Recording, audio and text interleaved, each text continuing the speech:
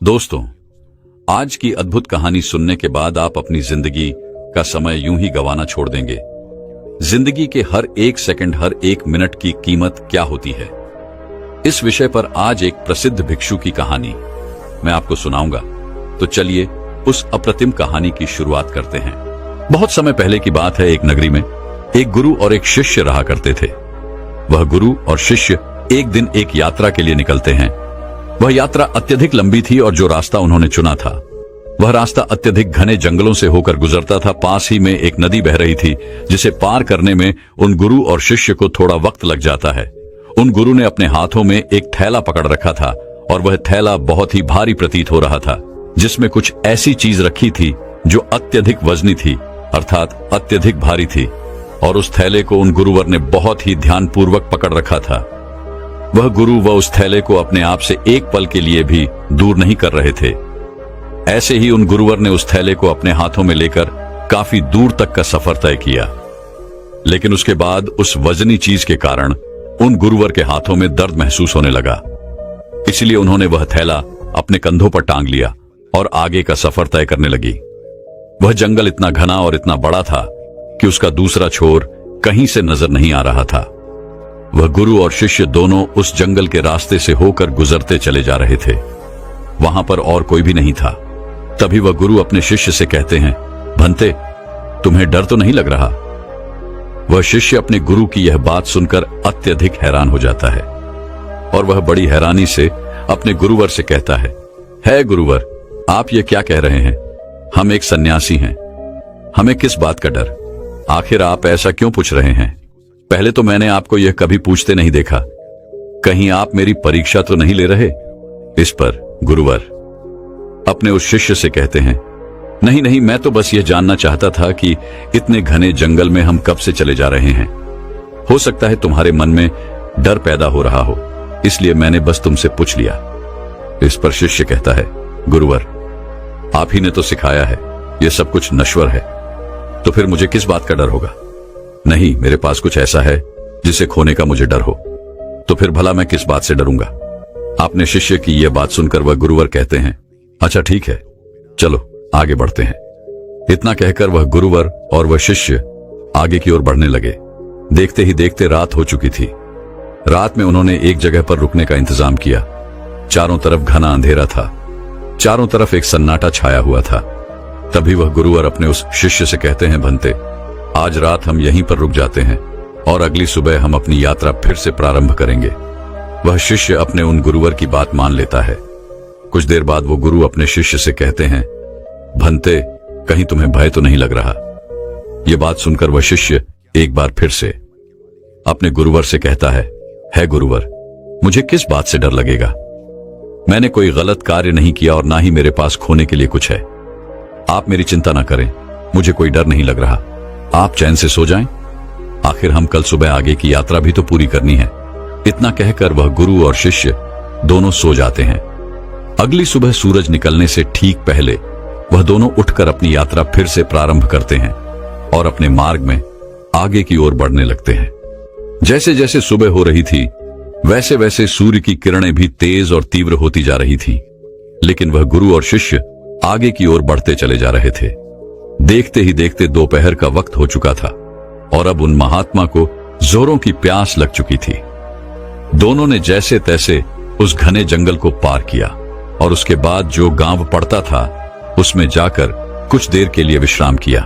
तभी वह गुरु अपने शिष्य से कहते हैं, भंते, मुझे जोरों की प्यास लगी है, मेरे लिए पानी लेकर आओ।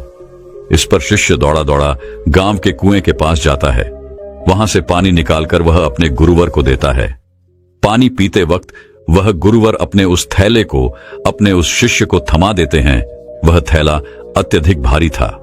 शिष्य ने जब उसे अपने हाथों में लिया तो वह यह समझ चुका था कि यह गुरुवर पहले से ही अपने थैले में कुछ ऐसा लिए घूम रहे हैं जिनके कारण इनके मन में कुछ डर उत्पन्न हो रहा है।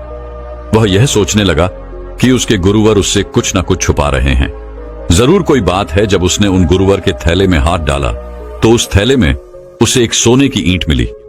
उसने सोने की ईंट को निकालकर बाहर फेंक दिया और उसमें पत्थर की एक ईंट भर दी। उन गुरुवर ने पानी पीने के बाद तुरंत ही उस थैले को फिर से अपने हाथों में ले लिया और अपने शिष्य से कहते हैं, जाओ तुम भी पानी पी लो, अब हमें आगे का सफर तय करना है। शिष्य भी पानी पीकर आता है और उसके बाद वे दोनों सफर में आगे की ओर बढ़ चलते हैं। तभी उन्हें एक व्यक्ति मिलता है और वह उन गुरु से कहता है गुरुवर, इस गांव में रहना ठीक नहीं है। इस गांव में अत्यधिक चोर रहते हैं और यहाँ पर बहुत चोरियां होती हैं। यहाँ पर अक्सर लोगों का सामान चोरी हो जाता है। ये सुनकर वह गुरुवर अत्यधिक घबरा जाते हैं और अपने शिष्य से कहते हैं, भंते हैं, हमें यहाँ से जल्दी जल्दी निकलना चाहिए, हमें अपने मार्ग में तेजी से आगे बढ़ना चाहिए। इस पर शिष्य अपने गुरुवर से कहता है गुरुवर, आप निश्चिंत तो हो जाइए, अब हमें किसी भी प्रकार का कोई खतरा नहीं है और ना ही अब आपको डरने की कोई आवश्यकता है। अपने शिष्य के मुख से यह बात सुनकर वह गुरुवर अपने शिष्य से कहते हैं, भंते, तुम इतने विश्वास के साथ ये कैसे कह सकते हो कि अब हमें डरने की कोई आवश्यकता नहीं। इस पर शिष्य अपने गुरु से कहता है गुरुवर, जिस सोने की ईंट के कारण आप घबरा रहे थे, जिसे आपने शुरू से लेकर अब तक ढोया था, जिसका वजन आप लेकर इधर उधर घूम रहे थे, उसे मैंने कब का फेंक दिया है, इसलिए वह खतरा अब टल चुका है। अब वह खतरा हमारा पीछा नहीं कर सकता, इसलिए आप निश्चिंत हो जाइए और अब आपको डरने की भी कोई आवश्यकता नहीं। अपने शिष्य की यह बात सुनकर वह गुरु अपने थैले में हाथ डालकर देखते हैं तो उन्हें एक साधारण सा पत्थर मिलता है।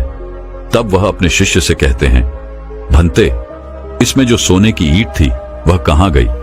इस पर वह शिष्य कहता है गुरुवर, जो आपकी परेशानी का कारण बना हुआ था, जो आपकी डर का कारण बना हुआ था, मैंने उसे निकाल कर फेंक दिया है और उसकी जगह पर यह पत्थर की ईंट मैंने आपके थैले में रख दी थी ताकि आपको इसके बारे में जानकारी ना हो सके।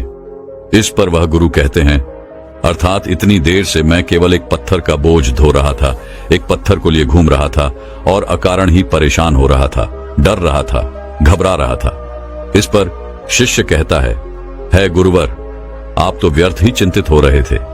वह सोने की ईंट भी हमारे किस काम की?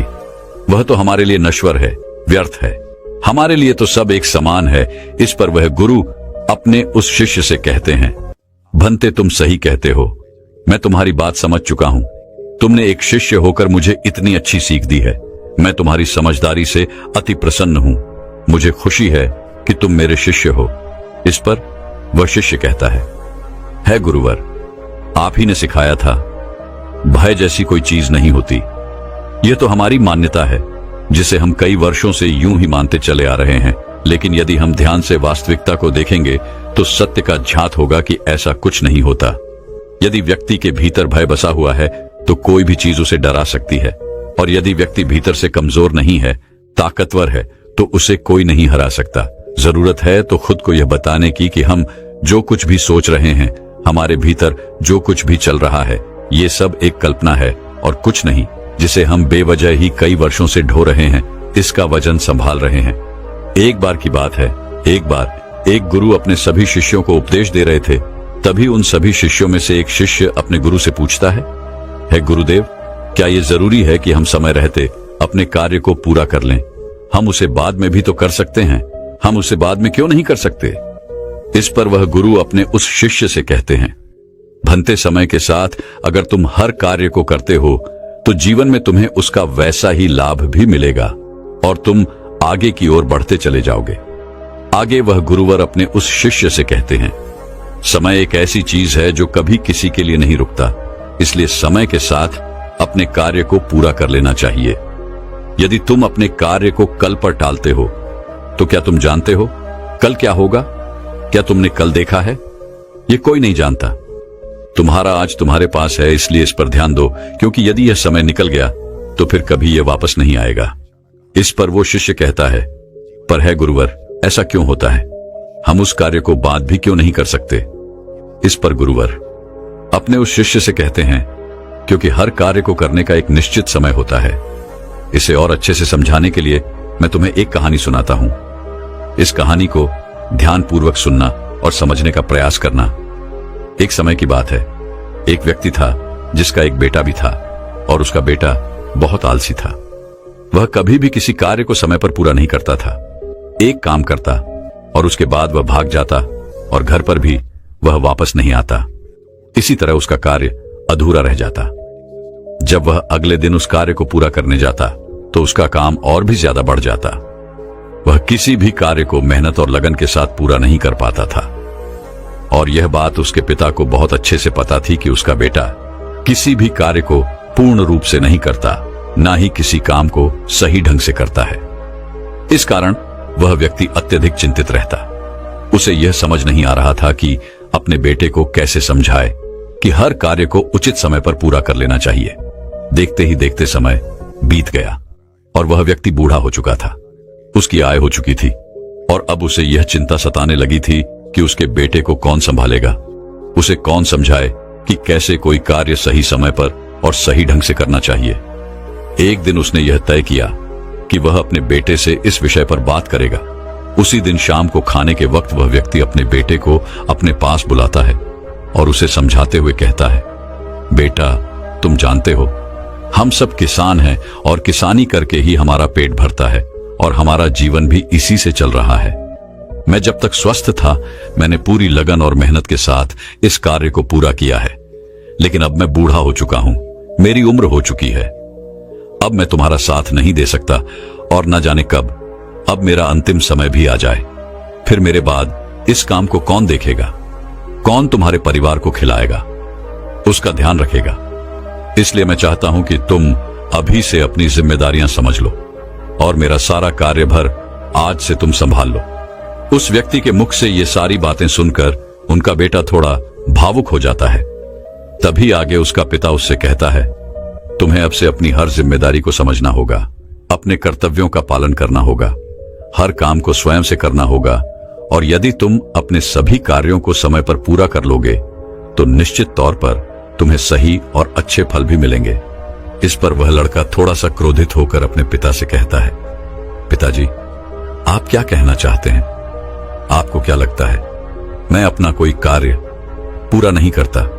मैं खेत में जाता हूं, वहां रहता हूं, वहां की देखभाल करता हूं, घर के कामों के लिए भी जगह जगह जाता हूं, तो क्या ये सब कार्य नहीं है? क्या इन सबको कार्य नहीं कहते और क्या इन्हें मैंने बिना मन के ही पूरा किया है? इस पर उसके पिता कहते हैं, बेटा, मैं जानता हूं कि तुम रोज खेत जाते हो, लेकिन मुझे यह भी पता है कि तुम वहां जाकर एक पेड़ की छाया में सो जाते हो और अपना समय बर्बाद कर देते हो। मैंने खुद कई बार तुम्हें खेतों में सोते हुए देखा है और तुम कहते हो कि तुम घर के कामों के लिए बाजार जाते हो। मैंने तुम्हें कई बार बाजार के बहाने अपने मित्रों से मिलते हुए देखा है, उनसे घंटों बातें करते हुए देखा है, लेकिन तुम एक पल के लिए यह नहीं सोचते कि घर पर बूढ़े माँ बाप हैं, उनका भी तो ख्याल रखना आवश्यक है। अपने पिता के मुख से ये सारी बातें सुनकर वह लड़का शांत हो जाता है, क्योंकि उसके पास अब कहने के लिए कुछ नहीं बचा था। वह चुपचाप अपने पिता की बात सुनता है। उसके पिता आगे कहते हैं, अपना हर कार्य पूरे मन, लगन और ईमानदारी के साथ करना चाहिए, क्योंकि ऐसा न करके तुम किसी और को नहीं बल्कि खुद को ही धोखा दे रहे हो, जो तुम्हारे लिए आगे बढ़कर बड़ी समस्या बन जाएगी, और तब ना तो तुम्हें कोई समझाने वाला होगा और ना ही तुम्हारा कोई साथ देने वाला होगा। कल को यदि हम ना रहे तो तुम क्या करोगे? इसलिए समय रहते अपने कार्यों को संभाल लो और ईमानदारी और मेहनत के साथ अपना कार्य पूरा करो। मेरा काम तुम्हें केवल मार्ग दिखाना है और मैं तुम्हें केवल मार्ग ही दिखा सकता हूं।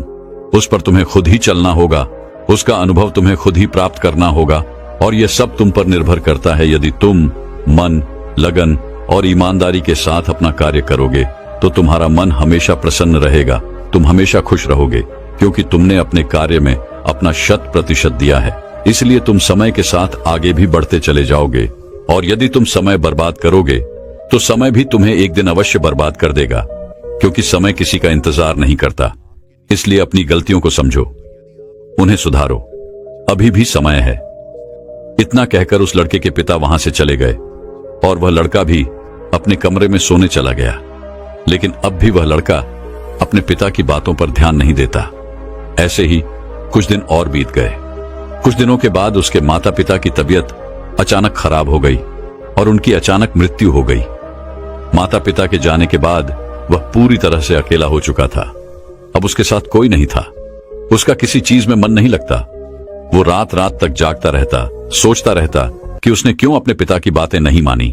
यदि उसने अपने पिता की बात मान ली होती तो आज वह हर कार्य को पूरे मन लगन और ईमानदारी के साथ कर पाता। लेकिन जब भी वह कोई कार्य करने जाता तो उसे कुछ आता ही नहीं था, क्योंकि उसने तो कभी ठीक ढंग से काम किया ही नहीं था। इस कारण उसे कुछ भी झांत नहीं था, उसने कुछ सीखा ही नहीं था। देखते ही देखते ऐसे ही समय बीत रहा था और वह जिन मित्रों के साथ घूमा करता, बातें किया करता, वह भी अब धीरे धीरे कामों पर जाने लगे थे और किसी के पास एक दूसरे के लिए इतना समय भी नहीं था कि वो एक दूसरे के साथ बैठकर बातें कर सके। समय बिता, वो जब एक साथ मिलकर बातें करते तो वे सभी केवल अपने कामों की ही बात किया करते थे। लेकिन वहां पर यह लड़का बिल्कुल चुपचाप रहता, क्योंकि इसने अपने जीवन में कुछ नहीं किया था, जिस कारण ये वहां से क्रोधित होकर वापस चला जाता है और अब उसे पछतावा होता है कि उसने अपने जीवन में कुछ नहीं किया, जबकि उसके सारे मित्र धीरे धीरे आगे बढ़ रहे हैं। वह अपने जीवन में कुछ अलग कर रहे हैं और वह अब भी वहीं का वहीं है। उसने तय किया कि अब से वह खेतों में खूब मेहनत करेगा, जैसा उसके पिता ने कहा था। पूरी लगन और मेहनत के साथ वह अपने कार्य को पूरा करेगा। अगले दिन से उसने खेतों में जाना शुरू किया और अपने कार्य को करने का प्रयास किया, लेकिन उसने तो पहले कभी किसी कार्य को किया ही नहीं था, जिस कारण उसे यह समझ नहीं आ रहा था कि वह क्या करे, कैसे करे, जिस कारण निराश होकर वो वापस घर लौट जाता है और रात के बाद वो अपने मित्रों के बारे में सोचता है कि सब कुछ काम कर रहे हैं, कुछ अलग कर रहे हैं, वे सब आगे बढ़ रहे हैं और मैं अकेला हूं। मेरा साथ देने वाला कोई नहीं है। मैंने अपने जीवन में कुछ नहीं कर पाया। यदि मैंने अपने पिता की बात मान ली होती तो आज मैं भी अपने जीवन में कुछ कर रहा होता। यह सोचकर वह अपने पिता को याद करने लगा और फूट फूट कर रोने लगा। उसने अपने पिता की एक भी बातों पर अमल नहीं किया था और यही वजह थी कि आज वह बहुत चिंतित था, बहुत परेशान था और उसका साथ देने वाला भी कोई नहीं था। वह रात रात भर यूं ही सोचा करता, परेशान रहता, चिंतित रहता और जब सुबह होती तो वह खेतों में जाकर मेहनत करने का प्रयास करता, लेकिन उसे कुछ समझ ही नहीं आ रहा था। एक दिन वह अपने घर पर बैठकर इसी चिंता में डूबा हुआ था। तभी उसे ख्याल आया कि इतना सोचने और परेशान होने से कुछ नहीं होगा। अभी इतनी देर नहीं हुई है, मैं जरूर कुछ कर सकता हूं। मुझे अपने पिता की बातों का पालन करना होगा। मैं जो गलती कर चुका हूं उसे मुझे सुधारना होगा, आगे बढ़ना होगा। उस दिन वह यह तय करता है कि यदि मैंने अब तक कुछ नहीं किया, लेकिन अब मैं अवश्य कर सकता हूं। मैंने अब तक किसी की नहीं सुनी, लेकिन अब मैं दूसरों की बात जरूर सुनूंगा और खूब मन लगाकर मेहनत करूंगा। उसने अगले दिन सुबह से ही अपने खेत पर जाना शुरू किया और अपने आस पड़ोस के लोगों से खेती के बारे में जानकारी इकट्ठा की और जैसा जैसा उसे बताया गया था उसने ठीक वैसा ही किया। उसने खूब मेहनत की। उसने अपने कामों पर ध्यान देना शुरू कर दिया। जो काम उसे नहीं आता था वह उससे किसी से पूछ लेता था और फिर उस पर कार्य करता था। धीरे धीरे उसने मेहनत की महत्वता को समझ लिया था। समय की महत्वता को समझ लिया था।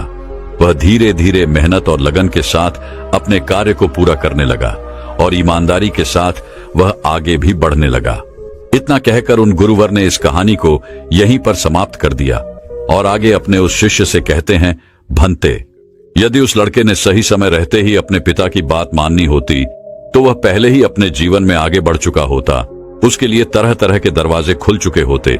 लेकिन जब वह पूरी तरह से टूट गया, हार गया, अपने पिता की बात याद आने पर जब उसे पछतावा हुआ, तब उसे यह एहसास हुआ कि उसने गलती की है और उसे सुधारना चाहिए।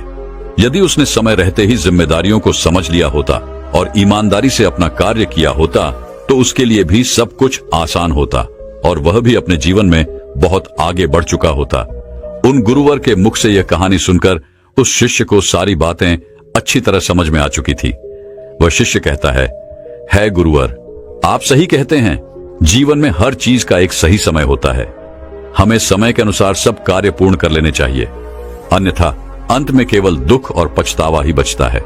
आगे वह गुरुवर अपने उस शिष्य से कहते हैं, हमेशा ध्यान रखना, व्यक्ति को सदैव अपने काम के प्रति जिम्मेदारी से अपने कार्य को पूरा करना चाहिए। अपने कार्य के प्रति ईमानदार होना चाहिए, तभी वह जीवन में आगे बढ़ सकता है। अन्यथा इतना कहकर वह गुरु शांत हो गए और वह शिष्य भी अपने और गुरु को प्रणाम करके वापस बैठ गया। तो दर्शकों, चलिए अब जिंदगी से दुखों को पूरी तरह से खत्म कैसे किया जा सकता है, इस विषय पर अगली कहानी की शुरुआत करते हैं। दोस्तों, महात्मा बुद्ध कहते हैं दुख है, और यह सत्य है, हमारे दुख का कारण भी है, यह भी सत्य है, और उसका निवारण भी है, यह भी सत्य है। समस्या है तो उसका समाधान भी है, परंतु हमें हमारे जीवन में केवल दुख और समस्याएं ही दिखाई देती हैं। हर तरफ चारों दिशाओं में हमें केवल दुख और परेशानियां ही नजर आती हैं। इसका समाधान तो कहीं नजर ही नहीं आता।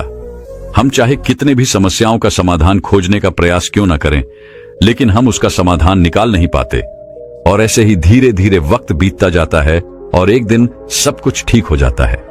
परंतु फिर से हमारे जीवन में दुख और समस्याएं आ ही जाती हैं, और एक बार फिर से हमारा ध्यान केवल उन समस्याओं की तरफ होता है। हमारे पास उन समस्याओं का कोई निवारण नहीं होता। परंतु यह बात भी बिल्कुल सत्य है कि निवारण और समाधान दुख और समस्या में ही निहित होते हैं, और जो व्यक्ति निवारण और समाधान को खोज लेते हैं, उन्हें जो संपदा मिलती है वह यूं ही समय को गुजार देने वालों को नहीं मिलती।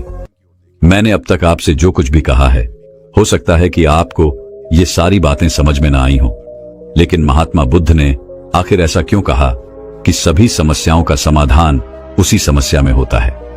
चलिए इसे एक कहानी के माध्यम से समझते हैं। बहुत समय पहले की बात है। एक राज्य का राजा बहुत चिंतित था, क्योंकि उसकी पत्नी का जन्मदिन नजदीक आ रहा था। यूं तो कहने को वह राजा था, लेकिन फिर भी उनके वैवाहिक जीवन में हजारों प्रकार की समस्याएं थी।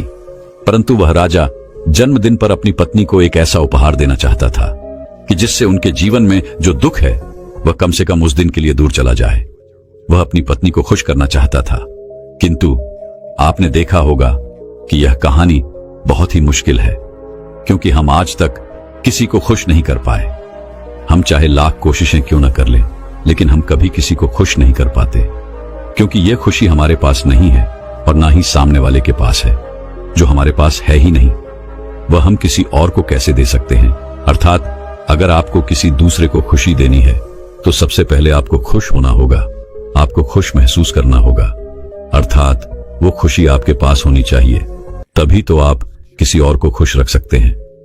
एक दिन राजा ने सभी दरबारियों को दरबार में उपस्थित होने का आदेश दिया, और साथ ही सभी मंत्रीगण भी वहां पर उपस्थित थे।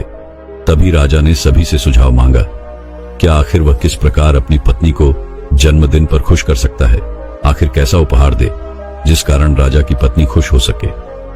वहां पर उपस्थित सभी लोग अपने मन की बातें राजा से बताते हैं, परंतु राजा को वहां पर उपस्थित किसी भी व्यक्ति का कोई सुझाव पसंद ही नहीं आया। एक दिन संध्या के वक्त राजा अपने रथ से कहीं जा रहा था। तभी रास्ते में उसने एक बहुत ही सुंदर मूर्ति देखी। वह मूर्ति बहुत ही सुंदर और आकर्षक थी। उसे देखकर ऐसा प्रतीत होता था मानो उस मूर्ति में जान हो। उस मूर्ति को देखकर राजा बहुत प्रसन्न हुआ और वह तुरंत ही मूर्तिकार के पास पहुंचा, और राजा उस मूर्तिकार से कहता है, तुम तो बहुत बड़े कलाकार हो, तुम्हारी मूर्तियों में जान नजर आती है। ऐसा प्रतीत होता है कि तुम्हारी मूर्तियां जीवित हैं। हम तुम्हारी इन मूर्तियों को देखकर बहुत प्रसन्न हैं। हम चाहते हैं कि तुम्हारी सारी मूर्तियां हमारे दरबार में शामिल हों। यह सुनकर वह मूर्तिकार बहुत प्रसन्न हुआ, जैसे उसे कोई खजाना मिल गया हो। लेकिन तभी राजा ने उस मूर्तिकार से एक और बात कही, देखो, मैं चाहता हूं कि तुम मेरे दरबार में शामिल हो जाओ, किंतु उससे पहले तुम्हें हमारे लिए हमारी रानी की एक ऐसी मूर्ति बनानी होगी जिसे देखकर वह खुश हो जाए और अपने सारे दुख दर्द भूल जाए, और यदि तुम ऐसा ना कर सके तो मैं तुम्हारा सर धड़ से अलग कर दूंगा। राजा के मुख से यह सुनकर वह मूर्तिकार घबरा गया, उसके पसीने छूट गए। वह राजा को मना भी कैसे करे, इसलिए उसने न चाहते हुए भी राजा को स्वीकृति दी थी। राजा उस मूर्तिकार की बात सुनकर बहुत प्रसन्न हुआ और वापस लौट गया। लेकिन उधर दूसरी तरफ जो मूर्तिकार अब तक बहुत प्रसन्न था, जो अपने मन से मूर्तियां बनाया करता था, जो हमेशा खुश रहता था, अब वह दुखी हो गया था। वह गहरे दुख में चला गया था। वह डर के कारण रानी की मूर्तियां बनाना शुरू करता है, परंतु जो भी मूर्ति वह बनाता था, उस मूर्ति को देखकर ऐसा प्रतीत होता था मानो वह मूर्ति बहुत दुखी है, उसे किसी प्रकार का कोई दुख है। एक के बाद एक उसने कई सारी मूर्तियां बना डाली, परंतु कोई भी मूर्ति ऐसी नहीं थी जिसे देखकर कोई भी खुश हो सके, जिसे देखकर यह प्रतीत हो कि मानो उस मूर्ति में जान है और वह मूर्ति देखकर कोई भी अपना दुख भूल जाए। और ये इस कारण हो रहा था क्योंकि वो मूर्तिकार भीतर से बहुत दुखी था, जो उसकी मूर्तियों के रूप में स्पष्ट नजर आ रहा था। राजा ने उस मूर्तिकार को 1 सप्ताह का समय दिया था, किंतु 4 दिन तो उसने यूं ही बर्बाद कर दिए। अब उसके पास केवल 3 दिन का ही समय बचा था, जिसके बारे में सोच सोचकर उस मूर्तिकार का गला सूखा जा रहा था। डर के कारण अब उसके हाथ पैर भी काम करना बंद कर चुके थे। उसके हाथ से हथौड़ी और छीनी तक नहीं चल रही थी और उसे अपना भविष्य नजर आ रहा था। उसे नजर आ रहा था कि वह राजा उसे मृत्यु दे रहा है। उसके बाद उसके परिवार का क्या होगा, उसके परिवार को कौन संभालेगा, यह सोच सोचकर उस मूर्तिकार का मन बैठा जा रहा था। तभी उसने एक योजना बनाई। वह अपने परिवार को साथ लेकर रात ही में गांव छोड़कर चला जाएगा।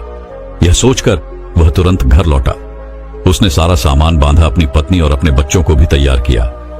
ऐसे ही घर से निकलने वाला था कि तभी उसने देखा कि राजा के सिपाही वहां पर तैनात थे। यह देखकर वह मूर्तिकार और भी घबरा गया। वह समझ नहीं पा रहा था कि क्या करे। यदि वो यहां से भागने की कोशिश करता है और पकड़ा जाता है तो राजा उसके साथ साथ उसके परिवार को भी मृत्यु दंड दे देंगे। वह कुछ समझ नहीं पा रहा था। तभी वह जमीन पर बैठ गया और रोने लगा और अपनी पत्नी से कहता है, अब से तुम्हें ही बच्चों का ख्याल रखना होगा। मेरा और तुम्हारा साथ यहीं तक था, क्योंकि राजा ने जिस प्रकार की मूर्ति का मुझे आदेश दिया है, मैं उस प्रकार की मूर्ति नहीं बना पा रहा, जिस कारण राजा मुझे मृत्यु दंड दे देंगे। वह मेरा सर धड़ से अलग कर देंगे और उसके बाद तो तुम्हें मेरे बच्चों का ख्याल रखना होगा। इतना कहकर वह जोर जोर से फूट फूट कर रोने लगा। देखते ही देखते रात बीत गई और अगले दिन सुबह सुबह उस मूर्तिकार के दरवाजे पर एक गुरु दीक्षा मांगने आए। मूर्तिकार ने उन्हें भिक्षा लाकर दी। फिर तो मूर्तिकार बहुत परेशान लग रहा था, जिसे देखकर वह गुरु व उस मूर्तिकार से कहते हैं, बेटा, हमारे जीवन में दुख और सुख तो आते ही रहते हैं। हमारे जीवन में दुख और समस्याएं तो होती ही हैं, किंतु इन सभी दुख और समस्याओं का समाधान और निवारण भी होता है, परंतु हम केवल दुख और समस्याएं ही देखते हैं। उन दुख और समस्याओं के छिपे निवारण और समाधान को हम कभी नहीं देख पाते। यदि तुम ध्यान से देखोगे तो हर समस्या का समाधान है और हर दुख का निवारण भी है। मैं ये अच्छी तरह जानता हूं कि तुम यहां से अपनी पत्नी और बच्चों को लेकर भाग जाना चाहते थे, किंतु ऐसा हो नहीं सका। उस मूर्तिकार ने जब उन गुरु के मुख से यह बात सुनी तो वह उनके चरणों में जा गिरा और हाथ जोड़कर उन गुरु से कहता है, हे गुरुवर, आप ही बताइए मैं क्या करूं। राजा ने मुझे मूर्ति बनाने का आदेश दिया है, किंतु मैं चाहकर भी वह मूर्ति नहीं बना पा रहा, और यदि वह मैंने मूर्ति नहीं बनाई तो राजा मुझे मृत्यु दंड दे देंगे और उसके बाद मेरे परिवार का क्या होगा, उनका ख्याल कौन रखेगा। तभी वह गुरु उस मूर्तिकार से कहते हैं, बेटा, आंख बंद कर लेने से कुछ नहीं होने वाला, क्योंकि दुख और समस्याएं तो वहीं की वहीं खड़ी रहती हैं। ध्यान देने और कर्म करने से सब कुछ बदल जाता है। यदि तुम केवल आंखें बंद करके यह सोचोगे कि तुम्हारी समस्याएं चली जाएंगी तो ऐसा कभी नहीं होगा। इतना कहकर उन गुरुओं ने उस मूर्तिकार के कानों में कुछ कहा और उसके बाद वो वहां से चले गए। उनको रुके। वहां से चले जाने के बाद वह मूर्तिकार महल गया, जिसे देखकर राजा उस मूर्तिकार से कहता है, लगता है तुमने समय से पहले ही एक अद्भुत मूर्ति तैयार कर ली है। बताओ वह मूर्ति कहां है, मैं भी उसे देखना चाहता हूं। इस पर वह मूर्तिकार जवाब देते हुए कहता है, महाराज, अभी तक मैंने मूर्ति तैयार नहीं की है, परंतु आपके दिए हुए समय पर मैं अवश्य ही वह अद्भुत मूर्ति तैयार कर लूंगा। लेकिन उससे पहले मेरा एक बार महारानी से मिलना बहुत आवश्यक है, अन्यथा वह अद्भुत मूर्ति तैयार नहीं हो पाएगी और फिर आप चाहें तो मुझे मृत्यु दंड दे सकते हैं। राजा ने उस मूर्तिकार की सारी बातें ध्यानपूर्वक सुनी और उसके बाद राजा ने मूर्तिकार को महारानी से मिलवाया। मूर्तिकार महारानी से मिलने के बाद महारानी से प्रश्न करते हुए कहता है, महारानी जी, किसी भी औरत के जीवन का सबसे बड़ा दुख क्या हो सकता है। इस पर महारानी जवाब देते हुए उस मूर्तिकार से कहती हैं, किसी औरत का मानव बन पाना उसका सबसे बड़ा दुख है। तभी वह मूर्तिकार महारानी से एक और प्रश्न करते हुए कहता है, महारानी जी, किसी औरत के जीवन का सबसे बड़ा सुख क्या है। महारानी उस मूर्तिकार के इस प्रश्न का जवाब देते हुए कहती हैं, किसी भी औरत के जीवन का सबसे बड़ा सुख उसके पति और उसके बच्चों का उसके पास होना है। महारानी के मुख से अपने प्रश्नों का जवाब जानकर मूर्तिकार बहुत प्रसन्न हुआ और उनसे आज्ञा लेकर वह वापस अपने घर लौट आया और अब से रात दिन उस मूर्ति पर काम करने लगा। देखते ही देखते पूरे 3 दिन पूरे हो गए। आखिरकार रानी के जन्म दिवस वाले दिन वह मूर्तिकार उस मूर्ति को लेकर राजमहल पहुंचता है। लेकिन अब राजा के मन में यह बेचैनी थी कि पता नहीं उस मूर्तिकार ने आखिर कैसी मूर्ति बनाई होगी, पता नहीं वह मूर्ति महारानी को पसंद आएगी भी या नहीं। इस प्रकार के कई प्रश्न राजा के मन में चल रहे थे। राजा के मन की बेचैनी लगातार बढ़ती ही, लेकिन उधर दूसरी तरफ राजा को उस मूर्तिकार पर पूर्ण विश्वास भी था, क्योंकि राजा ने पहले ही उस मूर्तिकार के हाथों की कला देखी हुई थी। इसलिए एक तरफ उनके मन में यह भी विचार चल रहे थे कि उस मूर्तिकार ने जरूर ही अद्भुत मूर्ति बनाई होगी। वह मूर्ति सफेद कपड़ों से ढकी हुई थी। तभी राजा ने उस मूर्ति की ओर इशारा करते हुए रानी से कहा, यह आपका जन्म दिवस का तोहफा है, इसे कबूल करें। उसके बाद रानी ने अपने हाथों से उस मूर्ति से वह कपड़ा हटाया और इस मूर्ति को देखते ही रानी की आंखों से आंसू बहने लगे और यह देखकर राजा को ऐसा प्रतीत हुआ कि मानो महारानी को यह मूर्ति पसंद नहीं है। इसलिए राजा ने तुरंत ही क्रोधित होकर अपने सिपाहियों को आदेश दिया और उस मूर्तिकार को बंदी बनवा लिया। लेकिन तभी महारानी राजा से कहती हैं, रुकिए, इस मूर्तिकार ने तो मेरा दुख और सुख एक ही मूर्ति में निकाल दिया है। इस मूर्ति में मेरे पति मेरे साथ है और मेरे हाथ में मेरा बच्चा है। इससे सुंदर मूर्ति मैंने आज तक नहीं देखी। ये बहुत ही लाजवाब है, अद्भुत है।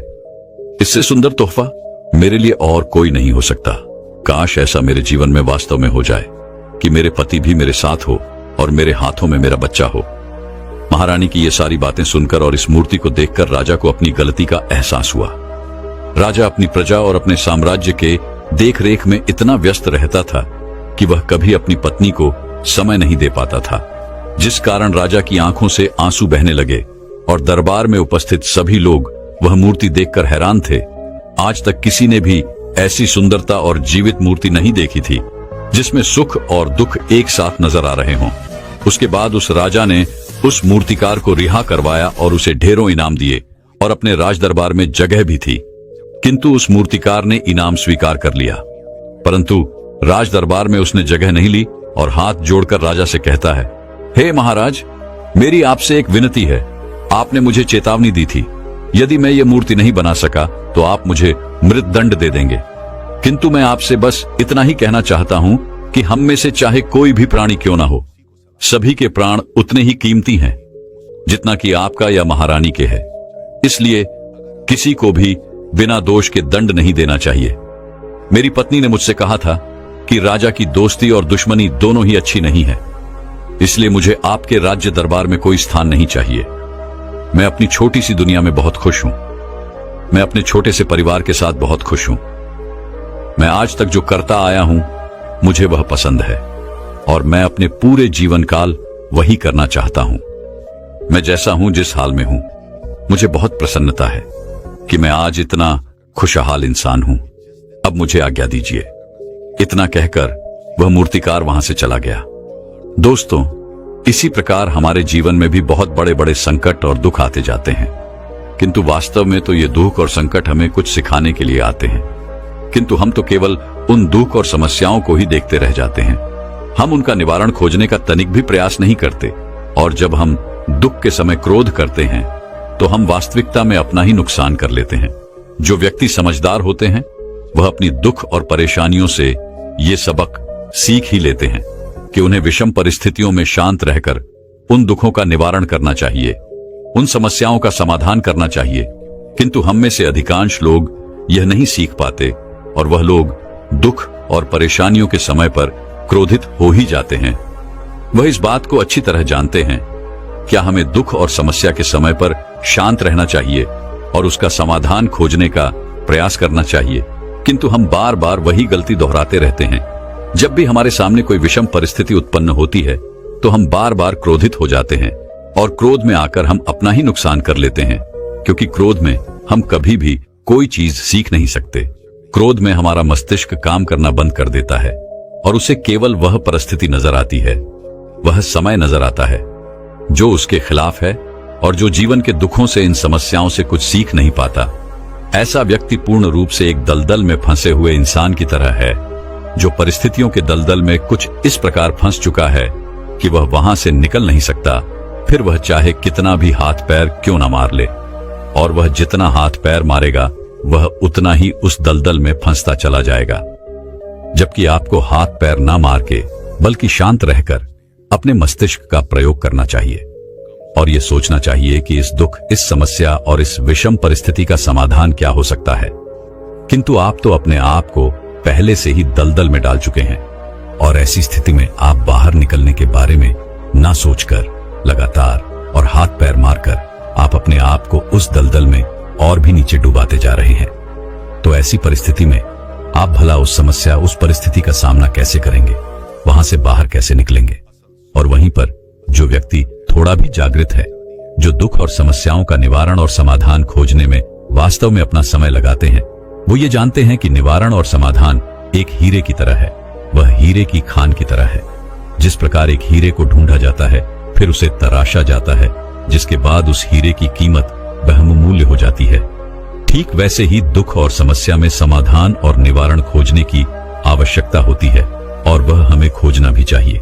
और जब ये आपको मिल जाते हैं, तब आपको एक ऐसी संपदा मिलती है, एक ऐसी समझ, एक ऐसा विश्वास, एक ऐसी शक्ति मिलती है कि उसके बाद आपके सामने जब भी कोई समस्या या कोई परेशानी आती है तो आप अकेले नहीं होते, बल्कि आप ये समझ जाते हैं कि वो विषम परिस्थिति आपको कुछ सिखाने आई है और आप उसका डट कर सामना करते हैं। उससे वो सारी चीजें सीखते हैं जो वो आपको सिखाना चाहती है और उसके बाद आप और भी मजबूत होते चले जाते हैं। आपका विश्वास और भी बढ़ता चला जाता है, आप और भी शक्तिवान और बलवान होते चले जाते हैं। इसीलिए महात्मा बुद्ध कहते हैं कि यदि दुख है तो उसका निवारण भी है, यदि समस्या है तो उसका समाधान भी है। इसलिए केवल दुख में उलझे मत रहिए, बल्कि उस दुख का निवारण कीजिए और यही आपको करना चाहिए। केवल हाथ पर हाथ धरे बैठे रहने से या फिर यूं ही समय को गंवाने से आपको कभी भी उसका निवारण नहीं मिलेगा, बल्कि जितना आप उस दुख और समस्या से अपनी जान छुड़ाकर भागने की कोशिश करेंगे, वह उतने ही तीव्रता से आपके पीछे भागेगी। और जैसे जैसे समय बीतता जाएगा, वह दुख और समस्या और भी विकराल रूप ले लेगी और तब उसका सामना करना और भी मुश्किल हो जाएगा। इसलिए यदि कोई दुख और समस्या अभी आपके सामने है तो उससे लड़िए, डटकर सामना कीजिए, उससे सीखिए और निवारण कीजिए। दोस्तों, मैं उम्मीद करता हूं कि यह कहानी सुनने से आपके जीवन में अच्छे बदलाव आए होंगे। आपको इस वीडियो से क्या सीखने मिला, ये कमेंट करके जरूर बताएं और अपने परिवार, दोस्तों या आपके करीबी इंसान के साथ ये कहानी शेयर करके उन्हें भी इस ज्ञान से परिचित करवाएं। बाकी अगर आपको यह वीडियो दिल से अच्छी लगी हो तभी इस वीडियो को लाइक कर देना और आपने अब तक इस चैनल को सब्सक्राइब न किया हो तो चैनल को सब्सक्राइब भी जरूर कर देना। आपका हर दिन शुभ हो और खुशियों से आपका जीवन भरा रहे। धन्यवाद। नमो बुद्धाय।